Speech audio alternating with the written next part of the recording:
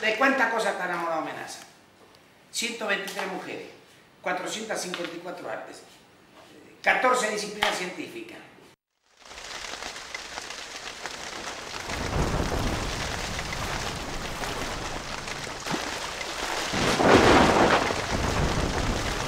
Lo que pasa es que a mí me gustaría haber inventado romper las barreras entre la ciencia y la poesía, pero estoy dentro de una corriente, yo diría antiquísima, donde hubo hombres, no grupos, ¿no? que hacían esto que hago yo, ¿no? Bueno, en el Renacimiento era común, ¿no? Que un hombre practicara varias ciencias, varias artes, ¿no? A mí me gustaría haber nacido en el Renacimiento, ¿no? Sí, porque, claro, cuando usted me lo pregunta, yo siento, cuando me lo preguntan, siento que son como cosas separadas.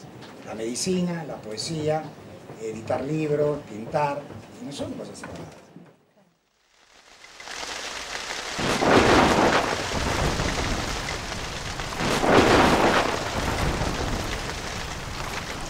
Además, por ejemplo, el problema es que uno no puede nacer médico, ¿no?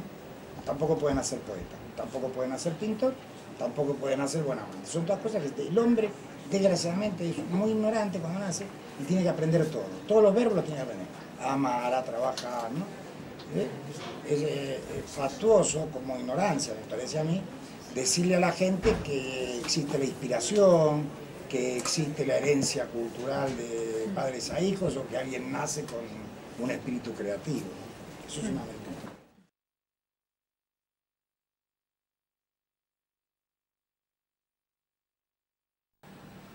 ¿Qué es poesía? Dices, mientras clavas en mi pupila, tu pupila azul. ¿Qué es poesía? Y tú me lo preguntas. Poesía eres tú. ¿Y cuándo escribiste el primer poema? ¿El primer poema? A los 9 años. ¿A las 9?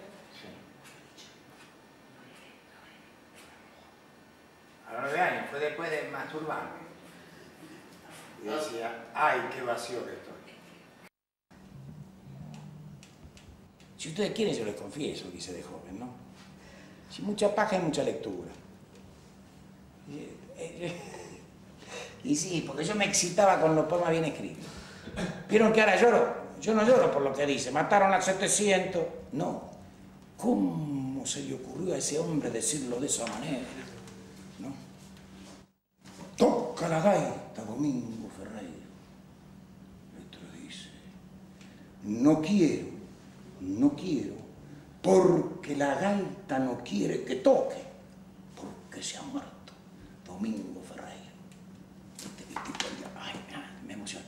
Esa inversión, porque cuando el tipo, vos durante todo el poema te lo hace vivo a Domingo Ferreiro, porque el tipo le dice, toca la gaita, dice, no quiero, no quiero, ¿no? Que lo ve vivo, ¿no? Y el tipo, el problema era que no se podía tocar la gaita porque la gaita no quiere que toque, porque se muere. Y ahí seguro que lloré, ¿no? Bueno, antes tenía erección.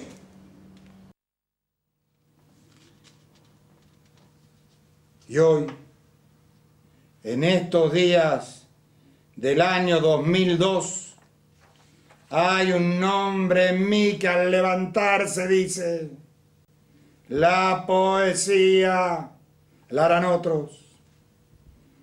Otros harán todo el trabajo, otros comida y agua proveerán.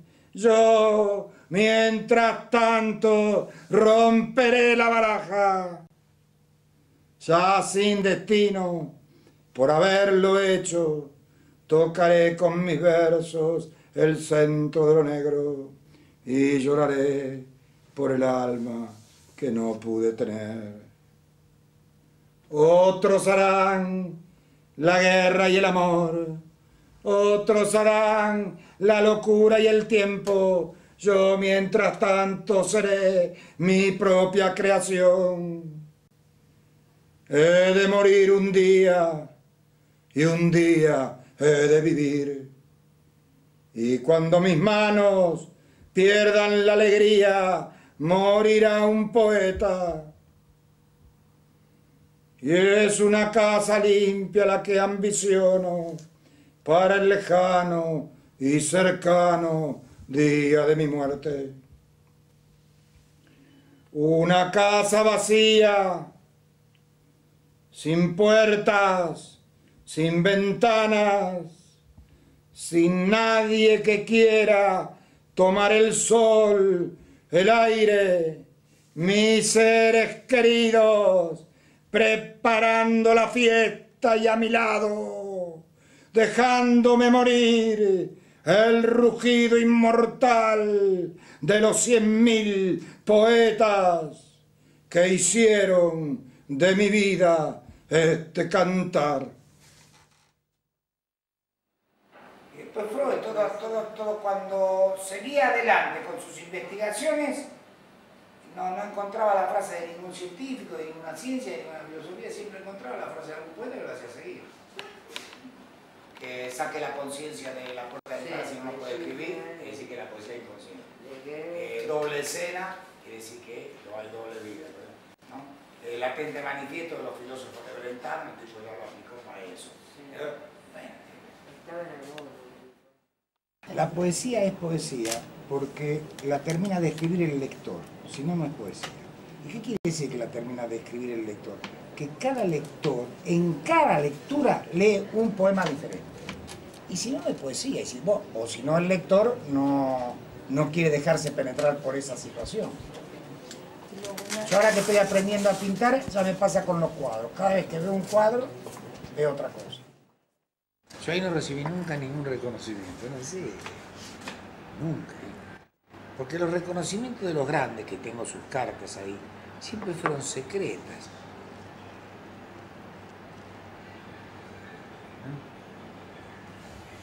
Para Bellinzona en la luz que había puesto Dios en el coso de la sala. Leopoldo Luis me manda una carta diciéndome no se deje influir por la poesía española. Alexandre me felicita por la labor cultural. Que son varios rubros. Fueron palabras, todos mis odios, todos mis amores, el sexo y la locura fueron palabras, hasta la libertad, solo palabras. Con la poesía, dejá de escribir 2 años de poesía y después ¿cómo volvés? Volvés como un principiante. Sí. Y tenés que hacer todas las cosas que hacen los principiantes, si no, no podés volver a escribir. No es que después de 2 años sin escribir yo voy a escribir un poema. No, yo nunca tuve 12, pero ni quiero probar. Porque no. Nada nos será dado de la libertad sin arrancarla de nuestros corazones. Bueno, yo le iba a contestar que si no estoy implicado con los sucesos del mundo no soy un escritor, soy otra cosa, ¿no? Y entonces el otro día dijimos una frase estando acá juntos que a mí me pareció terrible poderla decir, pero maravillosa, ¿no? En el sentido cuando nos dimos cuenta que nosotros no podemos cambiar el mundo. Entonces lo que hacemos como poetas, como profesionales, es tratar de entender lo que pasa, tratar de explicar claramente lo que pasa, porque alguien se tiene que enterar. Porque es muy difícil leer un escritor contemporáneo y entenderlo, es muy difícil, aunque uno crea que lo entiende. No hay escritura para el día de hoy. La escritura es como la venganza, se come fría. ¿No? La venganza es plato de los dioses, pero es un plato frío, ¿no? Porque si el día que se te nubla la vista te querés vengar, se acabó tu venganza. La libertad. Todo el mundo en libertad y nadie tendrá nada, porque será todo de la libertad, de la poesía.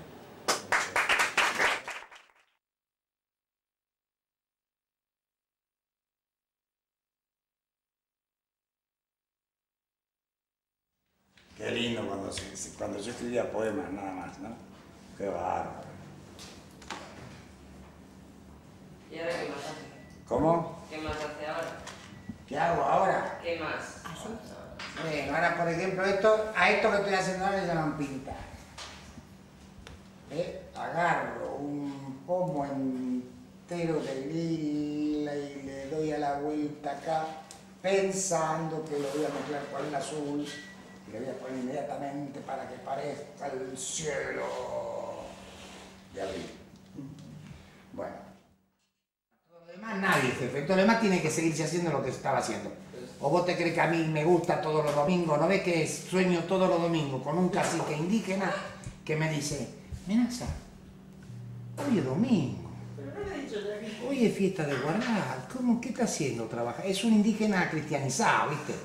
Yo para no llevarme mal con los españoles, porque podría haber elegido un indígena no cristianizado, pero no, elegí un indígena cristianizado, el tipo sabe lo que es una fiesta de guardar. A mí sabes por qué me resulta fácil la vida, Antonito, porque viste, pintor, escucha, pintor, ¿no? Y antes yo todo lo edificaba sobre una palabra que se llama cantor. No es que es lo mismo, son dos sílabas, pintor, cantor, las mismas canciones me siguen. ¿No? El tipo antes decía, agonizando el canto se hace más fuerte que vivo. Ahora dice, pintando el canto se hace más fuerte que escribiendo.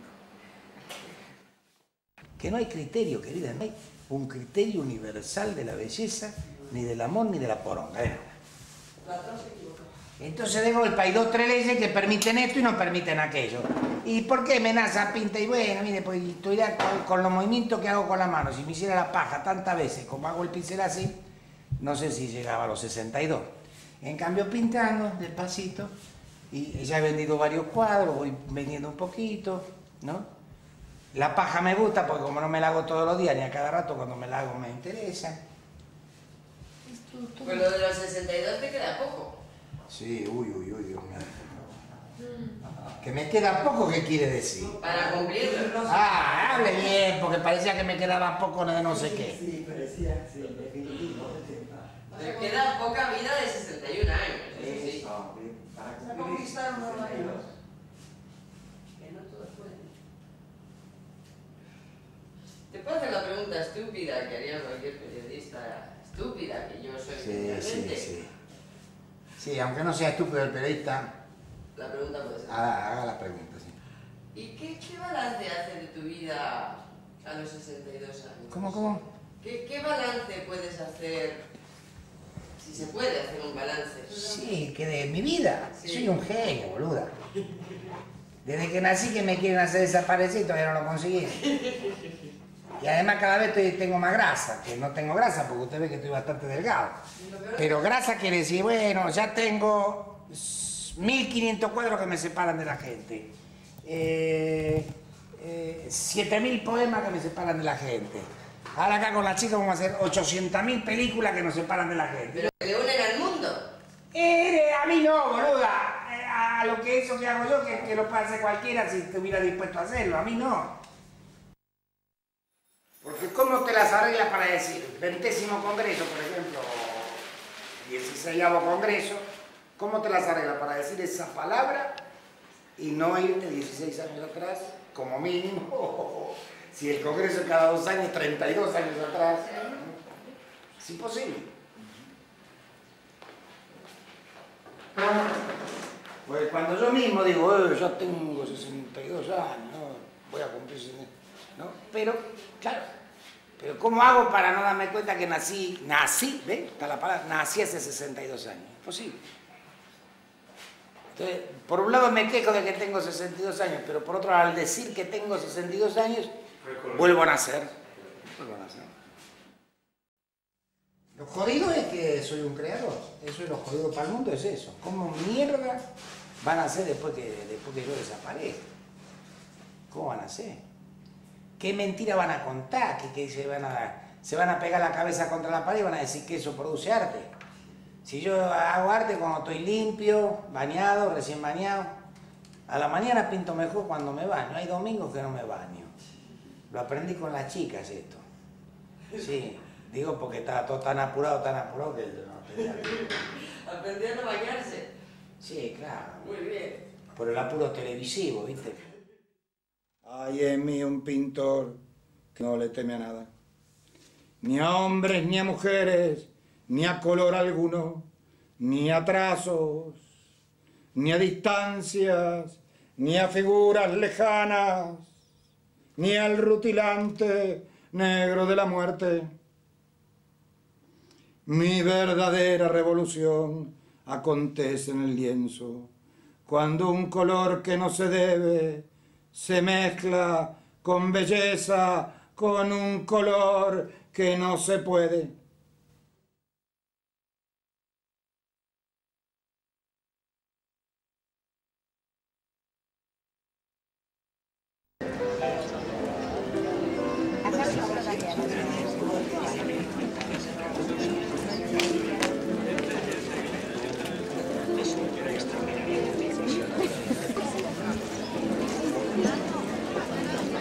La revista La 2001 Noche es la revista que pone en el mundo de la cultura mundial una vez más a Madrid como centro de producción de las revistas de poesía, porque ese lugar lo había perdido en Madrid, Sí. y se lo devuelve usted, se lo devuelve usted. Usted no es la redactora de La 2001 Noche. Sí. La 2001 Noche le devuelve a Madrid el lugar protagónico en la producción de revistas de literatura. Quiero que me pregunte Ya voy. si hay alguna editorial española que publicó para la Feria del Libro 9 novedades de poetas desconocidos.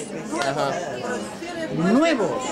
A ver, averígüeme eso. Entonces, ¿por qué acá no hay una carrera de periodistas viendo a ver cómo lo hacemos? ¿Cómo lo hacemos? Nadie se pregunta cómo lo hacemos. ¿Qué piensa? ¿Que nos financia Argentina? ¿El banco francés? ¿Quién?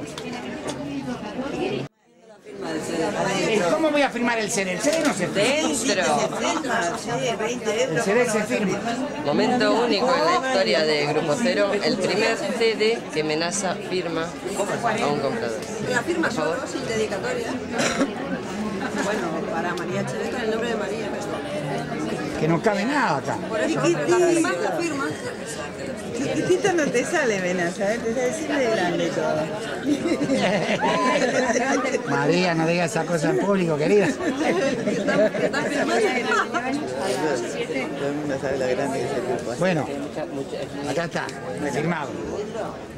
María Echeveta, es un momento para la historia. ¿Cuántos años lleva Grupo Cero en la feria? A mi entender, más de 15. Ajá. A ver, ¿quién sabe? Más de 15 tienen que ser. Más de Sí. 15. A mí te dices, quizás. 20 tal vez. Puede ser. 18, 20. Muchos años de contacto con el público, ¿no? Yo creo que sí, además mucho tesón en publicar poesía, ¿no? Ya pasamos los 100 títulos. Sí. ¿No? Somos una editorial de autor, mantenemos todos nosotros, pagamos nosotros todos los empleados.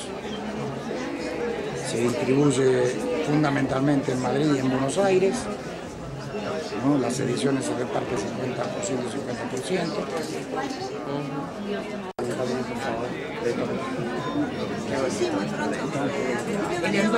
Magdalena, Magdalena. 83, biblioteca no, era 84. Ya propia.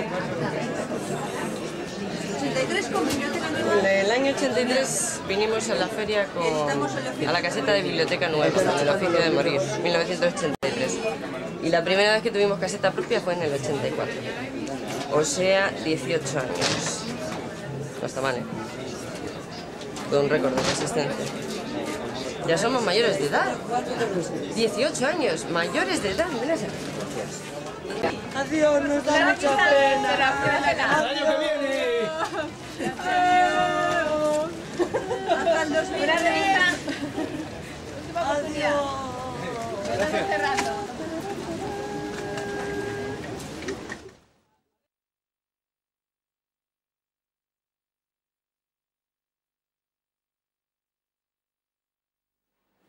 Y después, si nosotros llegáramos a creer en el psicoanálisis, el bien que le podemos hacer a la sociedad es inestimable. Está bien, yo lo pienso así como yo fui presidenciable cuando era joven. Entonces lo pienso así, pero hay que pensarlo así, hay que pensarlo así. Hay que pensar que son bien inestables. nosotros como trabajamos en la maternidad Santa Rosa, disminuimos la cesárea de 8 cada 10 partos, ¿sí? A una cesárea cada 10 partos. A los 6 meses de trabajo, macho. No. Qué bien que se le puede hacer. Claro, pero viste, era un servicio raro. Yo era jefe de servicio, de médico, yo era jefe de médico. El jefe de servicio era otro. Y sabes, se formaba conmigo, yo era el encargado de la formación. Marxismo, grupo Freud acá, en un hospital. Sí. Si además lo quiero hacer en un año no sirve, pero si pienso 50 años, sí. Pero si vos no vas a vivir, ¿qué querés que te cuente el cuento del cerezo? Ya sé que yo no voy a vivir, pero ¿qué tiene que ver? Pero no puedo, porque yo no voy a vivir a hacer 10 años un proceso que lleva 50. Y que siempre llevó 50. Siempre. En la antigüedad, en el modernismo, en la contemporánea, siempre. Entonces, que ahora lo quiero. Entonces no lo hago porque a lo mejor me muero antes. Pero mira si se da pelotudo. Además, eso de que las cosas tienen que terminar para darme cuenta de lo que estoy fabricando es mentira. ¿No? El capitalismo muestra que esta casa que ustedes creen que es mía, yo la devuelvo, pero es mía. ¿Por qué? ¿Por qué digo que es mía? Y no la puede vender. Bueno, pero la puedo usar. Claro. Después te puedes decir, pero usted ahora es un normal de mierda. Sí, pero viste, yo me lo gané.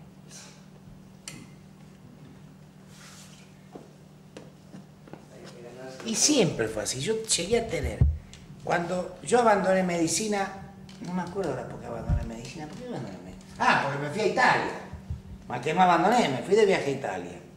Y cuando volví, ¿no? Ya era un psicoanalista besado, la verdad, ¿no? Entonces tenía 250 alumnos de Freud, de Poronga, de grupo, de no sé qué, de mierda, y tenía un montón de pacientes. Y yo, sin embargo, fíjate qué ocurrencia que tuve. Cuando tenía todo ese trabajo, pero nadie lo hace eso. Yo agarré y empecé, retomé medicina. ¿Para qué? Para ser normal. A ver si entendés, por favor. Porque que un tipo se dedicara al psicoanálisis, no fuera médico, tenía que tener mucho dinero, tenía que provenir de familia adinerada, ¿me entendés? Un tipo que venía de la feria. Y no lo iban a dejar. O sea que hizo medicina para ser normal también. Exactamente, sí, bueno, y un poquito porque mi papá quería, acordate que yo ya te conté varias veces que el viejo decía, poetas en mi familia, chico, hay un montón, me decía. Así que por favor a ver si estudia medicina, que médico no hay ninguno. Y también un poquito por eso. Que también es un hecho de normalidad, porque un artista, como se evidencia que soy yo, hacerle un favor al papá, a la mamá, no existe, ¿viste? Me imaginaste Rimbaud estudiando medicina para que el papá esté contento. Claro, porque yo siempre cuento cómo mi mamá fue grandiosa, pero yo también fui grandioso con mi mamá, ¿no? En el sentido que ella es grande porque cuando yo la vi llorando una vez, yo ya vivía en España, ¿no? Es que no, vieja, si yo vuelvo dentro de 6 meses. Y me dijo, no estoy llorando por vos, estoy llorando por mí.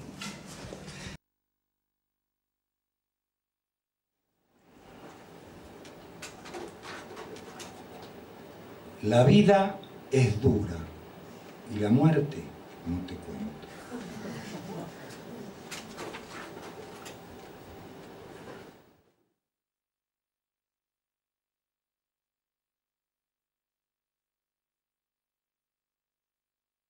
¿Cómo empezaste a trabajar de psicoanalista? ¿Cómo empecé a trabajar de psicoanalista? Porque si no empezaba a trabajar de psicoanalista, es decir, si no me empezaba a psicoanalizar para empezar a trabajar de psicoanalista, iba a parar al manicomio. Entonces dije, entre dejarme atender por los psiquiatras y atender yo a lo loco y mandarlo yo a encerrar, prefiero estar de este lado. ¿Y por qué trabajo? Y bueno, porque de un lado están los trabajadores y del otro lado están los parados. Y está y suerte para mí, trabajador. ¿Y por qué hago el amor? Y bueno, porque en un lugar están los que hacen el amor y en otro lugar están los imbéciles, los gilipollas. Y entonces yo dije, gilipollas será, hago el amor. A mí no me gusta nada. Si la vida es una mierda, ¿qué te dejo? No hay motivos para vivir. No hay motivos para vivir. Por eso que es conveniente enamorarse de algo.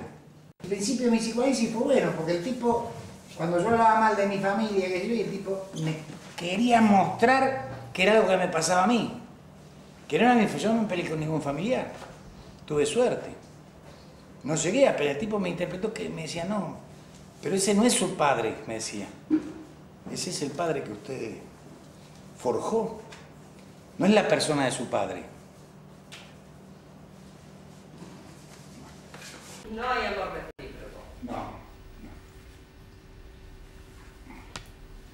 No, hay algo que la gente quiere terminar, que es una especie de asimetría. Bueno, hay algunos locos que quieren terminar con la asimetría de pacientes psicoanalistas. ¿Así? Claro, sí. Pero no se puede terminar con la asimetría, porque yo no la entiendo muy bien, pero lo que entiendo es que no se puede terminar con ella, ¿no?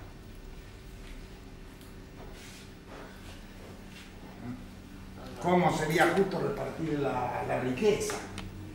¿No? Y vamos a suponer que venga un genio y repartamos la riqueza. Y después, ¿cómo sería justo repartir la belleza? Y después, ¿cómo sería justo repartir, por ejemplo, el bienestar psíquico, ¿no? Que produce la escritura, la pintura, ¿no? ¿Cómo distribuir eso? ¿O qué pensamientos habrá que tener para que sigan siendo unos pocos los que fabrican esas cosas y hay un pensamiento que dice que el resto también fabrica en la medida que otros fabrican porque participan de la fabricación, digamos, por decirlo de alguna manera? Pero no sé, son épocas lejanas de hombres. El asunto es, el asunto es así, el pene y la vagina, por decirlo de alguna manera, son el tronco de un árbol pelado en el desierto. Si a eso usted le agrega la rama, la flor, la contrarrama, la corteza, que todo eso que son, bueno, son la teta, el culo, los brazos, la axila, los ojos, la boca, la nariz, que son las ramas, las flores, ¿no? Entonces ahí se empieza a tener sexualidad, que todavía no quiere decir que la tenga buena. Pero hasta que no llegó ahí es perverso. Hago el amor con los dedos, hago el amor con el pene, hago el amor con la vagina, hago el amor con el clítoris. Eso es perverso. Eso es perverso.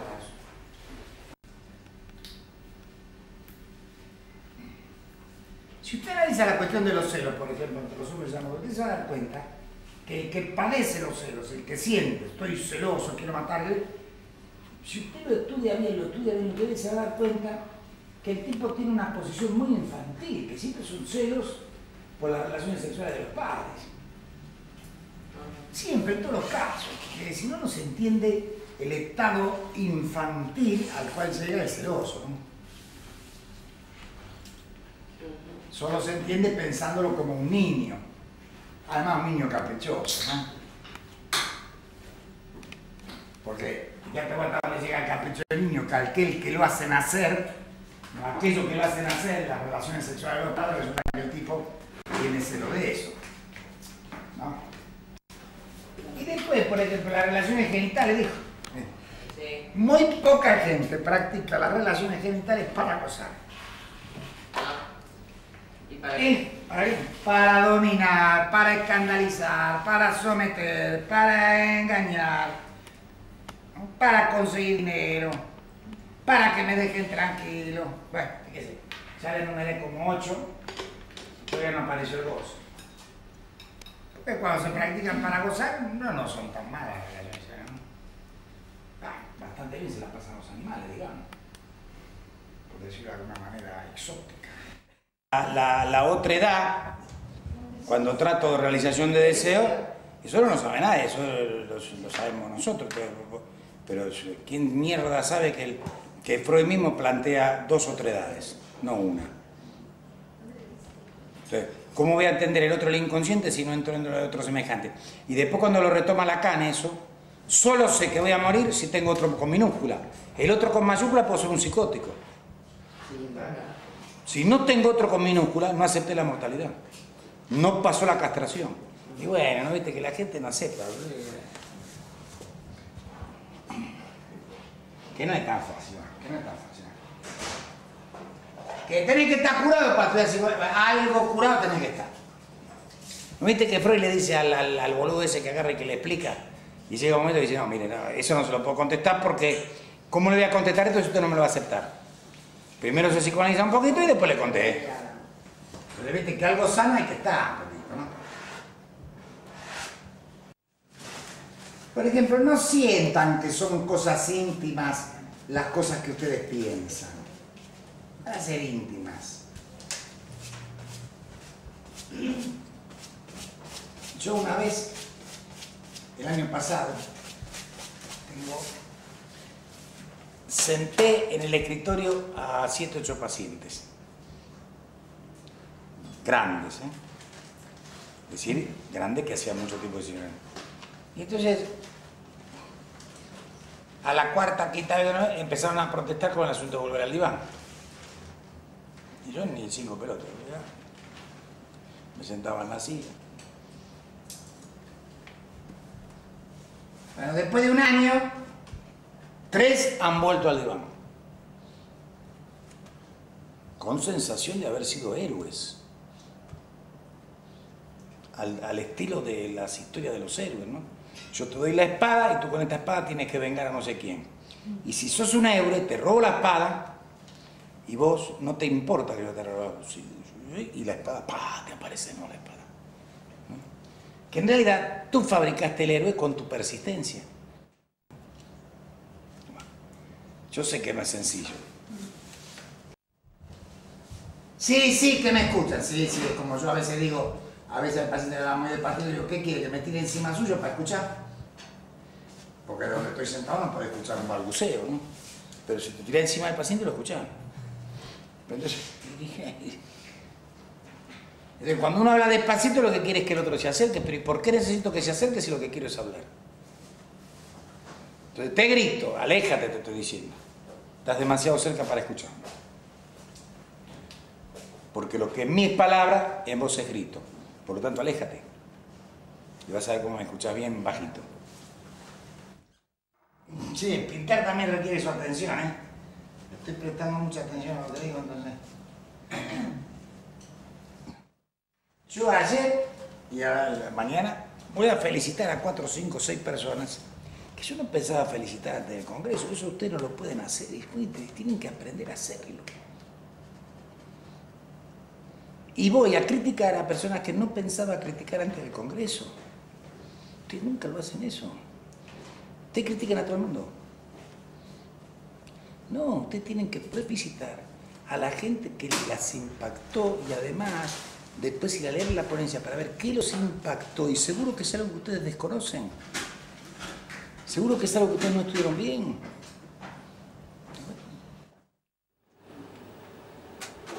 Lo perfecto es el mecanismo que muestra en todo acto humano la imperfección, la falta.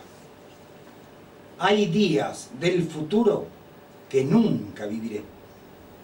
Aunque vivan 1000 años, hay días del futuro muertos para mí. Y eso es perfecto.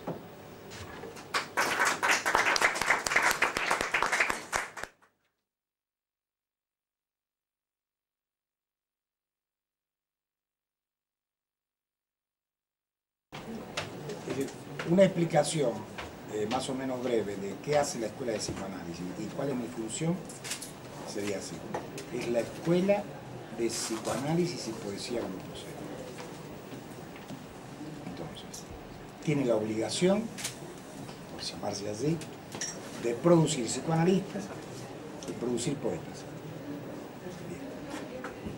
Además, tiene la obligación o es responsable de que los psicoanalistas, a medida que se van formando, encuentren, ¿no?, un espacio social para desarrollar, ¿no es cierto?, su actividad.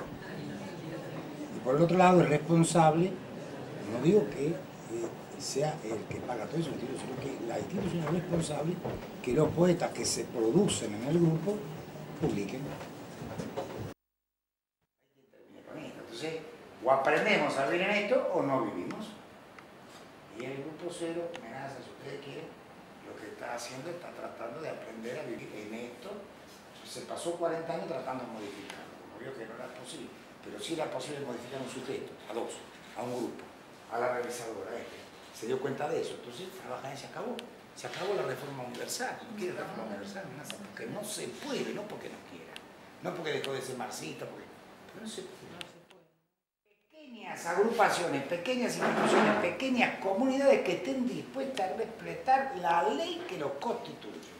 Cuando me dicen, primero, ¿de dónde sacaste todas estas leyes? No, fueron las leyes que nos hicieron sobrevivir. En tal momento tuvimos que publicar para sobrevivir. En tal momento tuvimos que estudiar Lacan para sobrevivir. En tal momento tuvimos que hacer epistemología para sobrevivir. En tal momento... Entonces, nada, ahora son leyes. ¿Por qué? Porque nos ayudaron a sobrevivir. ¿Qué leyes va a hacer? ¿Cuáles son las leyes que el hombre utiliza? Claro. Vamos a empezar. ¿Qué se ha modificado en estos 40 años de escritura? Bueno, me da ganas de decirle su vida, ¿no? Y mandarla de paseo, porque ¿qué pregunta es esa de qué se ha modificado en estos 40 años? ¿Una pregunta para quién? ¿Para qué? ¿A un académico? Para un artista, para un artista. Ah, para un artista, ¿qué se ha modificado? Bueno, Sí. Sí. antes gastaba menos pintura. La verdad. Y jamás se me hubiese ocurrido, ¿no? Por ejemplo, que iba a pintar un cuadro grande como este en 17 minutos.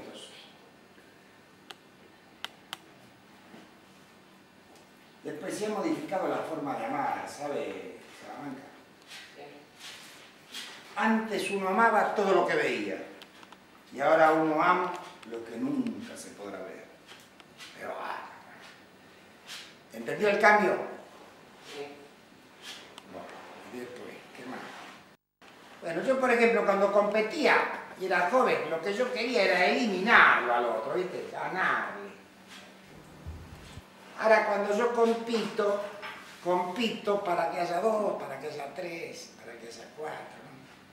Y ese cambio es fundamental.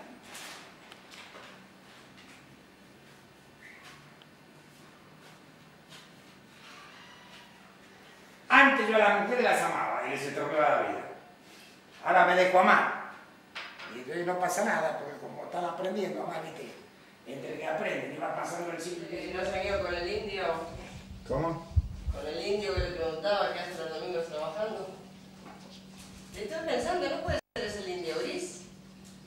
El indio que se le aparece en sueños y le dice qué hace. Ah, puede ser el indio gris, ¿no? ¿No? Que me está reprochando que lo hago el domingo en lugar de hacer un día de semana y de quitarle trabajo a otros. Puede ser, ¿eh? Puede ser que sea envidioso el indio gris. Eso me impresiona, yo le voy a decir la verdad. Yo, viste, jodo. Todo de internet, ¿no? Pero a mí me impresiona. Cuando empecé a hacer el indio, la verdad, nunca había entrado a una página de internet. Como bien dice el primer indio o el segundo, ¿no? Pero ya en el tercer indio, ojos del mundo, escuchadme, le dice el tipo, ya lo tenía controlado. Ya sabía de qué se trataba. Había ojos Que, sí, en el mundo. que era con la mirada, es decir, que era todo inconsciente. Internet todo inconsciente. Claro. Todo con la mirada siempre del orden del inconsciente o de lo sublime, como en mi caso, ¿no? Pero claro, porque lo que pasa es que no somos ambiciosos, ¿viste? Somos trabajadores, porque, por ejemplo, cualquier persona con los instrumentos de internet hubiese abandonado todo, hubiese dejado internet, hubiese puesto la tienda en internet, la concha en internet, la qué sé yo, y ahora estaríamos todos fundidos, ¿no? Que un gran elemento, un gran instrumento en perfecto funcionamiento, en realidad lo utilizamos para cositas, entonces no fue bárbaro. Bueno, cositas. Del indio salió al sur de Europa, ¿eh? No escribí ni un solo poema para ese libro, estaban todos publicados en el indio. Debo poner al camino que construí con mi propia vida y escribiendo mi nombre, mi apellido, mis marcas, mis señas personales, que son la poesía.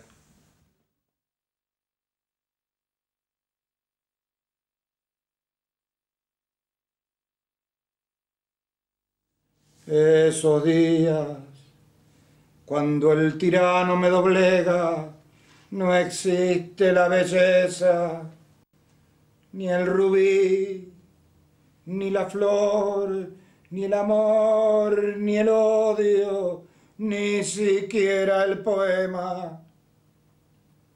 Todo el goce, todo el placer que existe, nadie puede gozarlo sino el tirano. Y para mí solo queda soñar, soñar intensamente que algún día, cuando el tirano muera, podré vivir en libertad, conocer el amor. Pero ya será tarde. Si espero para sentirme libre que el tirano muera, al morir el tirano me daré cuenta que el tirano soy yo. Organización quiere decir la puesta en marcha de un pensamiento que se ocupa de la realidad, no que uno se tiene que ocupar de la realidad, es el pensamiento que se estructura y alrededor del cual uno se reúne, es el que se ocupa de la realidad, no uno. No que uno tiene que decidir cada vez que aparece la realidad. La realidad, cada vez que aparece la realidad, el que decide es el pensamiento, al cual uno está sometido. Si no estoy sometido a ningún pensamiento, decido yo. ¿Y qué decido? Bueno, un día estoy triste, otro día estoy piojoso, otro día estoy malhumorado, otro día me siento Tarzán, otro día me siento la monachita, y bueno, son todas decisiones diferentes. En cambio, si yo tengo un sojuzgamiento, un pensamiento, es el pensamiento el que evalúa y decide la realidad. Yo sé que no es sencillo. Ahora tengo la idea que si a los 70 años, primero tengo que llegar a los 70 años, que las chicas estas me están ayudando a llegar, porque mientras hagas esto hasta boludeces con ella, no te podés morir, no vas a dejar el trabajo por la mitad. Y a los 70 años me tengo que buscar algo que no sepa hacer en absoluto, que me critiquen, que me digan eso está mal, pero ¿qué hace, doctor? No sea boludo. Y así aseguro 20 años más de vida. Claro, lo que pasa es que ¿quién aguanta que le vengan a criticar todo lo que hace a los 70 años? Nadie. Por lo tanto, nadie puede vivir esos 20 años de regalo que la vida te daría si emprendes una profesión absolutamente desconocida. Por ejemplo, el violín. Qué genio ni poronga, no, a mí no me digan palabras grandes, porque mentira, más que genio. ¿Cómo va a ser un genio un tipo que aprendió todo mirando? Aprendió todo leyendo fuera de él. Un genio se supone que trae algo, que tiene una mamá que es genial, un papá que es genial, o sea, no. Yo no tenía nada de eso, yo estaba todo afuera. Yo miraba y decía, prohibido pasar, y yo no pasaba. Y para pasar, cuando era pibe, cuando tenía que pasar por el corralón, que no se podía pasar, me hallaba, éramos 20. Entonces íbamos 20 y transgredíamos la ley de pasar por el corralón de Don José y dale, pasábamos. Pero éramos 20, o sea, era un movimiento organizado eso. No era un hombre tonto queriendo quitarle a la vida el placer de que te condenara. Yo me acuerdo que nunca me tragaba las cosas, eso es verdad. No, que no. Yo prefiero ser una persona normal primero. Bueno, si después la normalidad no existe en ese lugar y nadie puede ser normal, y bueno, soy anormal. Pero en principio yo siempre intento ser una persona normal. A mí me llevaron y me anotaron. Tenía 5 años, me llevaron al colegio José María Gutiérrez, ¿no? Que ya no sé si lo contesto, pero lo cuento no, porque es muy interesante, un colegio de señoritas, ¿no? Y bueno, ¿y por qué me escapé? Porque no van a creer que era porque la mujer... No, para ser normal, porque era normal, mi barrio era normal que un muchachito de 5 años, ¿me entendés? 5 años, estaba 2 o 3 años de ser un hombre productivo, de trabajar, los chicos empezaban a trabajar a los 8 o 9 años, ¿me entendés? ¿Cómo iba a un colegio de señoritas? Y nada más me escapé por eso. Después yo, de grande, no, porque a mí me gustaba... Pero nada más era para ser normal que me cagué.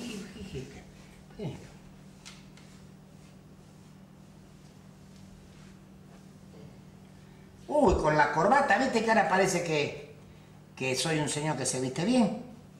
Pero también tuve educación, no. Solo una vez me dijeron, me dice, pero no tiene nada que ver con lo que a usted le gusta o no le gusta, me dijo un muchacho más grande que yo. Tiene que ver con los lugares a lo que usted va. Si usted va a la facultad tiene que ir con corbata, si va a no sé dónde tiene que ir. Entonces dice, pero hay mucha gente que va en pelota. Y me dice, no, a usted eso no le interesa, usted tiene que ser normal. Después, si usted ve que es el único normal, se hace normal, pero primero que hay que ser normal.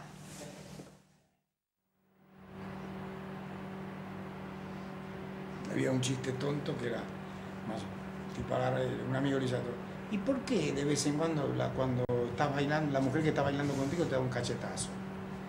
Y hay otras que no, y el tipo dice, no, yo a todas las invito a que vengan a dormir conmigo, y generalmente dicen que sí, y algunas me dan un cachetazo. Pero como se lo digo a todas, entonces el cachetazo que me dan, el rechazo que dan, no cuenta, ¿no?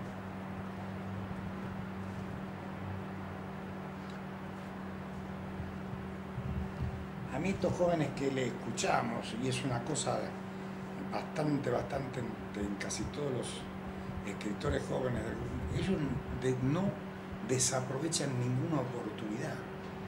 Es gente que verdaderamente, a pesar de que les resulta bien, no les interesa el resultado, a ellos les interesa no perder la oportunidad. Yo sé que no es sencillo. Como yo digo, yo tengo historias que están esperando la maduración social, ¿no? O sea, hay algún boludo puede decir, pero si usted se moría antes que mí, bueno, y si el hombre no estaba maduro para que yo le contara esa historia, mejor que me haya muerto.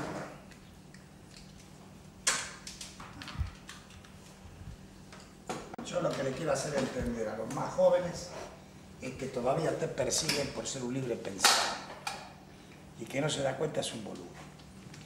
Que todos los estados actuales están organizados para que no haya libre pensadores.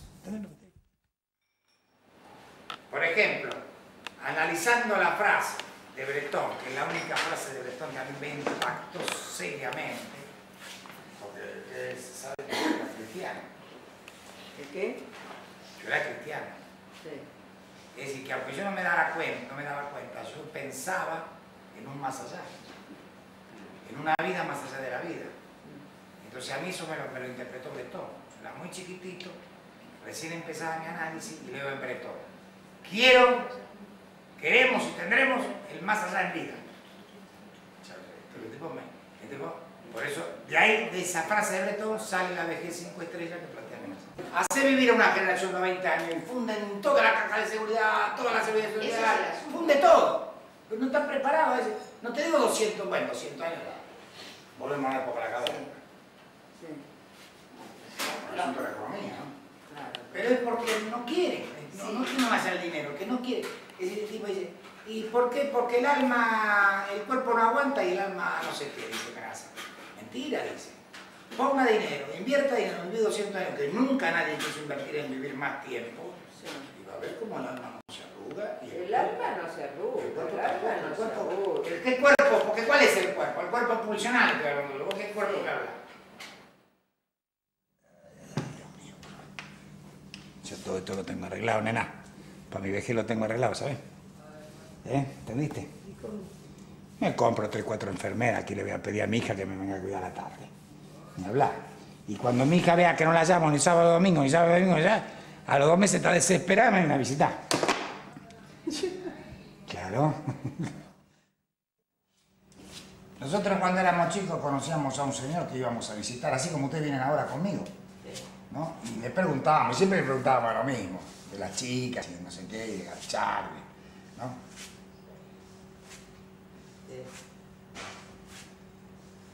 Y el tipo nos decía que un buen amante sabe que siempre hay alguien que la tiene más grande que él o que la mueve mejor que él. Y si no sabe eso, no es un gran amante, decía el tipo. Y bueno, yo me lo fui pensando y después de 60 años estaba pensándolo y es correcto, es como cuando yo digo, ¿no? Tal vez parece más poético, pero es lo mismo. Un buen amante debe tener siempre a quien amar. Yo sé que no es sencillo. Con el asunto del análisis, entonces estábamos hablando con la vieja y yo le dije, estaba media mal, ya estaba triste. Entonces yo le empecé a preguntar cómo apoyaba con el abuelo. Sí. Y entonces ahí descubrí una cosa brutal. Ay, era brutal y siempre lo recuerdo. O sea.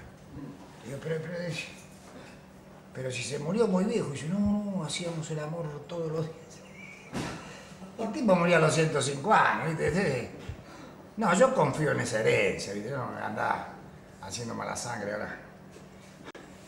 Ay, qué lindo color que me salió. quiero que siempre llevéis a vuestro lado la gubia, la garlopa, el martillo, la hoz, esas frases que servirán hasta el final para limar las asperezas de la muerte. Y si alguien os preguntara, ¿para qué tanto? ¿Para qué tanta pasión puesta en el trabajo? Vosotros responderéis con celeridad, para nada. Trabajamos para vivir la vida.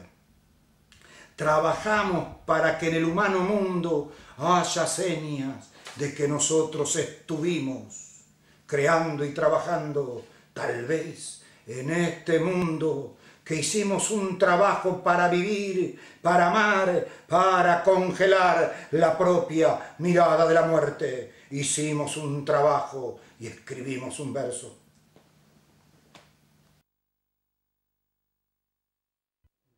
En mí ya está todo jugado.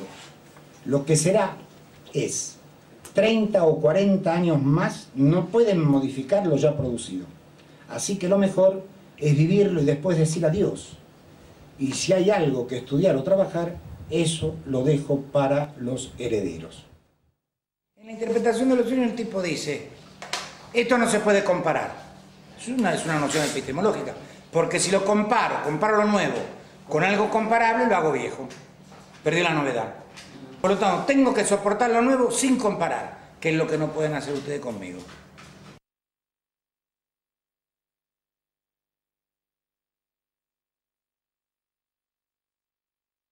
Cumpleaños. Un año es como un torpe dromedario y abrimos sobre él otro desierto. Hemos venido en un camello muerto sobre el que cabalgamos a diario. ¿Será cada año otra cabalgadura? ¿Cumplir años será algo más que un reto? ¿O será ir descubriendo ese secreto que nos espera tras la puerta oscura? Cumplir años es como apostar fuerte por la lenta derrota de la muerte y ver que aún sigue abierta nuestra herida. Miguel Óscar Menasa, todo empieza de nuevo cuando juegas otra pieza en el ajedrez rojo de la vida. Ante un homenaje al poeta para el cual escribí este poema, he repasado algunas de las opiniones que formulé en determinados momentos en torno a su obra. Están escritas con intención exegética, pero no presentan la coherencia del ensayo, simplemente muestran de una forma fragmentaria y incompleta lo que en aquel momento me fue sugiriendo. El gran poeta Miguel Óscar Menasa, cuya poesía torrencial y vivencial a la vez imaginativa y realista, violenta y tierna, tiene una fabulosa capacidad de creación. Con la poesía de Menasa encontramos una especie de daga relajadora, una suerte de cuchillo o escalpelo que pasa sobre una carne raramente lírica, nos estimula desde sus páginas y además desarrolla una labor cultural de primer orden. La poesía es vida, o al menos compañía de vida. Hay dos clases de poetas, la del que requiebra la poesía y la seduce con joyas verbales, y la del que se acuesta con ella. Menasa es de estos últimos. El contenido de su obra se nutre de manera memorable. Óscar Menasa no es un poeta narcisista, sino un poeta prometeico. El poeta narcisista roba el fuego para alumbrar su propio culto. El poeta prometeico roba el fuego para alumbrar la libertad de los demás. En otro tiempo eran frecuentes los poetas que, conmovidos por un gran poema hallado en sus lecturas, lo transcribían a sus cartapacios. Hoy esa costumbre apenas se practica porque nos falta generosidad. Menasa sí ostenta esa señal generosa. Traslada a las páginas de su revista aquellos poemas que estima enriquecedores de la sensibilidad colectiva. La selección es suya, subjetiva por supuesto, pero todos los actos poéticos son subjetivos y este es además revelador de la sensibilidad de quien escoge. Todos llevamos dentro una máquina de preferir y Menasa la pone en marcha con destreza y acierto. La poesía de Menasa da importancia al sueño, aunque a pesar de ello sabe adaptarse a las cosas, a las costumbres, a la vida. Es vida vivida por él mismo y todo se transforma en una creación lírica, todo da cuerpo al poema. La acción se torna sustancia misma de la poesía, que es como una segunda piel y una segunda conciencia. No hay artificio ni elucubraciones, hay el fluir mismo e inevitable del vivir y al fondo la muerte. Naturalidad, espontaneidad, una poesía hecha hombre. Con frecuencia en sus libros Miguel Óscar Menasa quiere acompañarse a sí mismo y como pintor que es, utiliza también esa sensibilidad artística para emparejarla con la poética. Y es que tanto lo que escribe como lo que pinta y dibuja pertenece a su capacidad de creación poética, hasta tal punto que podríamos decirle a Menasa, remedando a Gustavo Adolfo Bécquer, Miguel Óscar Menasa, poesía eres tú.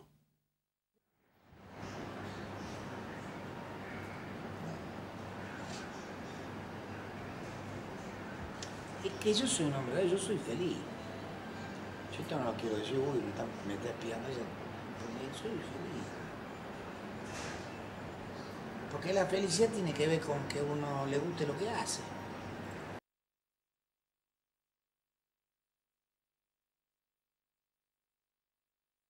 Menasa es el rayo que no cesa.